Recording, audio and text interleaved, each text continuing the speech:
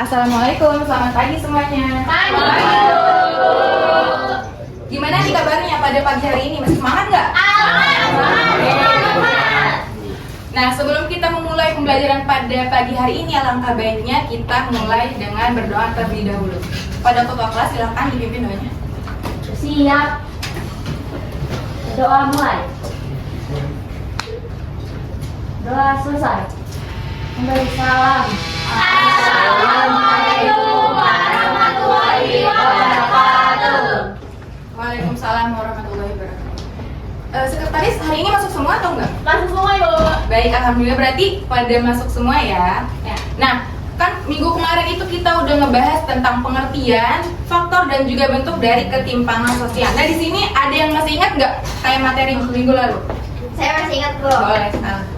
Ini kan Ibu, kalau nggak salah ya, itu saya ingatnya tuh ketimpangan sosial ini kondisi di mana terdapat kesenjangan atau ketidaksetaraan dalam akses terhadap sumber daya yang tersedia di dalam masyarakat gitu, Bu. Nah, faktor penyebabnya tuh kayak banyak gitu, ada perbedaan akses pendidikan, terus juga kesenjangan ekonomi, perbedaan keterampilan, struktur sosial sama budaya gitu. Benar nggak, Bu? Benar banget, tadi benar dari faktornya itu berarti tadi ada kayak dari kondisi ekonomi, terus pendidikan ya. Iya. Nah, kalau contohnya siapa yang masih ingat contohnya? Saya mau coba jawab, Bu. Boleh, silakan Bu. Jadi contohnya itu di akses pendidikan di desa, apalagi di daerah tertinggal atau terpencil yang tertinggal, terdepan dan juga terluar, itu tuh dari aspek fasilitas dan juga sarana prasarananya kurang lengkap dan mendukung buat pembelajaran. Nah, sedangkan kita yang di kota itu dari segi fasilitas maupun sarana prasarananya sudah mendukung dan lengkap banget untuk pembelajaran, Bu. Oke, berarti masih pada inget banget ya, masih fresh gitu ya ingetannya tentang pertemuan minggu lalu. Nah, pertemuan pada pagi ini tuh kita akan mempelajari tentang dampak dan juga upaya mengatasi dari ketimpangan sosial yang kita udah jelasin minggu lalu.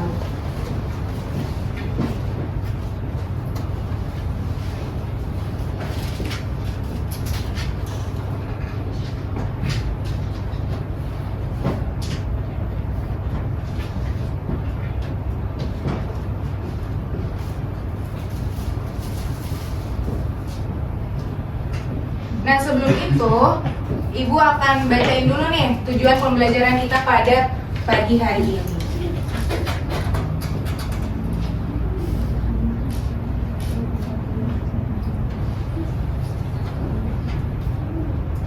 Nah, tujuan pembelajaran kita pada pagi hari ini itu yang pertama, peserta didik dapat merancang solusi dan juga rekomendasi mengatasi terjadinya ketimpangan sosial. Dan yang kedua itu peserta didik dapat mempresentasikan hasil pengumpulan data tentang masalah ketimpangan sosial dan juga usulan upaya untuk mengatasinya. Nah, di sini kalian pernah nggak sih yang ngerasain namanya ketimpangan sosial? Pernah. Kalian pernah ya? Nah, kalau kalian pernah, sekarang kalian Ibu minta buat nulis di sticky note. Jadi nanti Ibu bagiin ya. Yeay. Kalau udah nanti kalian tulis ditempelin di papan tulis. Aku mau warna pink. Aku yang pink. Biru. Nggak ada biru. Pada mau pulpen kan? Aku pink. Iya, nggak mau pulpen, Bu. Ya. Kalau nggak mau pinjemin ya teman-teman.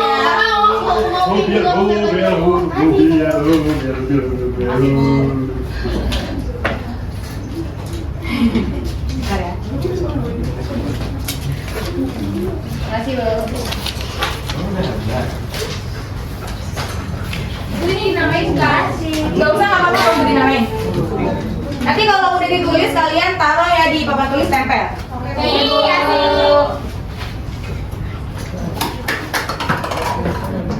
Ini semuanya, Bu? Iya, yang kalian pernah rasain atau kalian pernah lihat jadi ya ketimpangan sosial yang ada di masyarakat. Banyak. Ya udah langsung aja tempel di papan tulis ya. Sabar, Ibu. Aku belum selesai.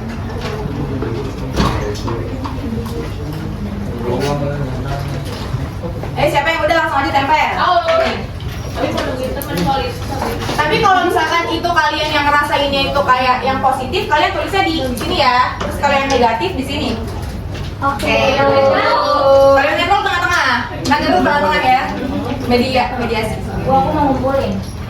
Langsung aja maju. Kumpulin. Aku mau depan. Silakan yang udah maju ke depan. Kalau dampaknya itu kalian ngerasainnya itu positif, ditaruhnya di sini ya, di sebelah kiri. Ya. Kalau negatif sini. Sini boleh nggak Ibu? Gak boleh dong, itu jauh banget, tinggi banget. Itu kalian positif aja. Ini negatif. Ini harus jalan Bu.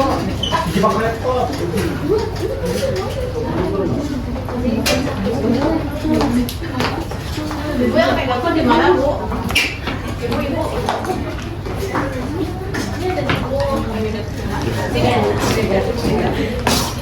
Negatif mana Bu? Sini. Apa? Bentar Bu. Ih, kamu. Iya dong, kan aku bestie. Ayo cepat. Tunggu Bu.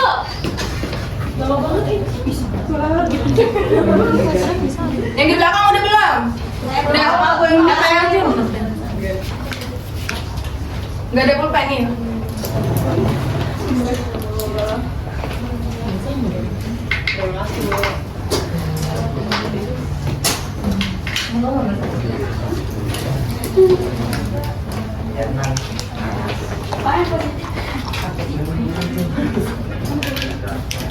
Udah? Udah belum? Siapa yang belum? Ayo cepetan nulisin. Bu, ini video PR nggak boleh. Nggak boleh. Ini dikit doang ya nulisnya. Oh, PR dulu.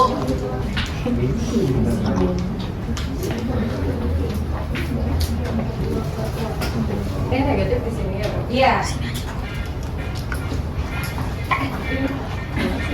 Di depan bawah ya, pulpen ya.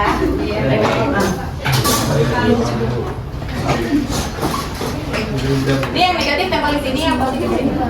Negatif.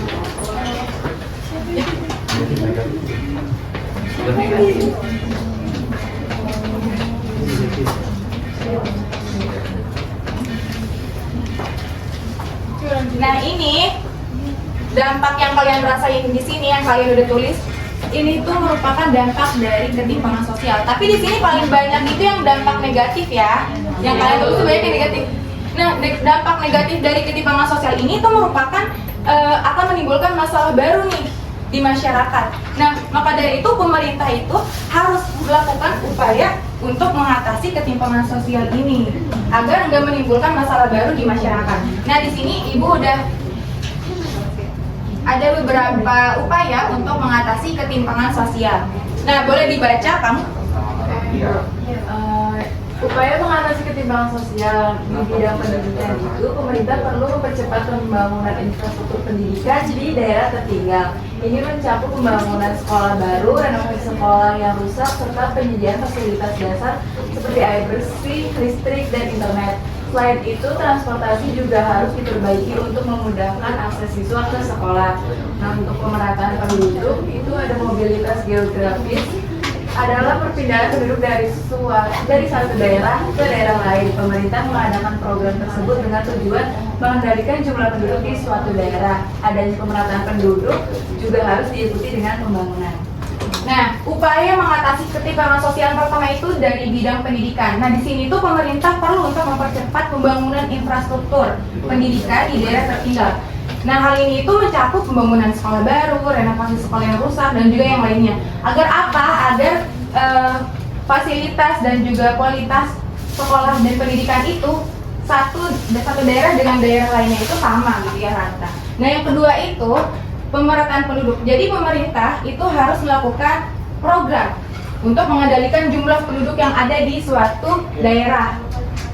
Nah, selanjutnya itu ada upaya menciptakan peluang kerja. Nah, jadi masyarakat juga nih harus bisa menciptakan lapangan kerja baru, lapangan kerja sendiri. Agar apa? Agar masyarakat itu bisa keluar dari ketimpangan yang ada. Jadi mereka itu bisa keluar dari kondisi sosial ekonomi yang rendah gitu ya. Nah, yang terakhir itu meminimalisir korupsi. Nah, di sini tuh ada juga dengan meminimalkan korupsi dan juga memberantas korupsi dengan meningkatkan sistem peradilan di Indonesia dan juga melakukan pengawasan yang ketat. Sehingga masyarakat itu akan mendapatkan perlakuan yang sama dan juga adil dalam hukum dan juga peradilan. Nah, dari yang kalian udah tempel tadi nih dampak ini, coba siapa yang tahu nih upaya apa yang bisa dilakukan dari penjelasan yang tadi? Saya mau jawab itu. Boleh? Nah, dari dampak yang tadi itu, kalau apa? Itu tuh kalau yang kesehatan ya Bu, pemerintah tuh bisa memperluas jaminan kesehatan nasional yang JKN, terus meningkatkan cakupan dan mutu layanan JKN agar setara dengan layanan swasta gitu Bu. Ada yang mau ngasih tambahan atau yang lain? Saya Bu, bener banget sama yang diomongin sama Atul tadi. Tapi kalau ketimpangan pelayanan kesehatannya antara desa dan juga kota itu mungkin pemerintah bisa membangun infrastruktur kesehatan di desa sama dengan kayak di kota. Nah, terus jadi dari segi pelayanan, fasilitas, dan kualitas dari aspek kesehatan ini sama antara desa dan kota. Jadi biar nggak ada ketimpangan. Oke, makasih atas jawabannya ya Atul dan juga Eca. Benar banget, berarti kalau menurut kalian dari ketimpangan akses kesehatan ya tadi ya? Iya ya. Jadi pemerintah itu harus melakukan apa tadi? Pembangunan infrastruktur ya, dan juga agar fasilitas dan juga kualitas antara satu daerah dengan yang lainnya itu sama. Nah, sekarang Ibu mau kalian ngebentuk kelompok yang terdiri dari 5 sampai 6 orang. Tugasnya ngapain nih? Tugasnya itu yang pertama, mendiskusikan dampak ketimpangan sosial dalam kehidupan nyata, dan yang kedua itu merancang solusi dari dampaknya tersebut. Boleh juga nih kalian ngejelasinnya dari dampak yang ini ya. Oke Bu. Oh iya, kalian kerjanya di sini, boleh di kertas OKS. Berapa menit Ibu? 3 menit aja. Wow. Terima kasih. Bu, si Benny mau nulisnya di batu boleh?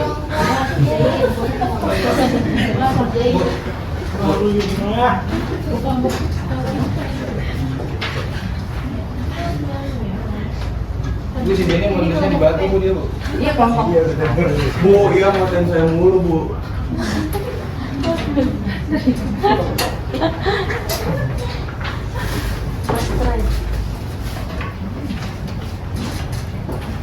Ada yang mau ditanyain nggak? Sejauh ini aman. Itu main Kita mau diskusin apa? Diskusin Kita kenapa? diskusi ini Bu tentang akses pendidikan yang gak merata, karena aku tuh diskusi itu dan Kalau kelompok kamu? Apa? Parah Bu. dia kan udah pemalas. Nggak boleh kan, ini terus kelompok ya, harus ngerjain semuanya, harus bekerja sama. Benny mau ditulisnya di batu emang Bu? Iya. Ini kelompok kamu apa ini? Diskusi tentang apa? Harus direspon dulu kali dia. Kesehatan. Di batu boleh. Oke. Kalau bingung boleh tanya ibu ya. Aman Ibu.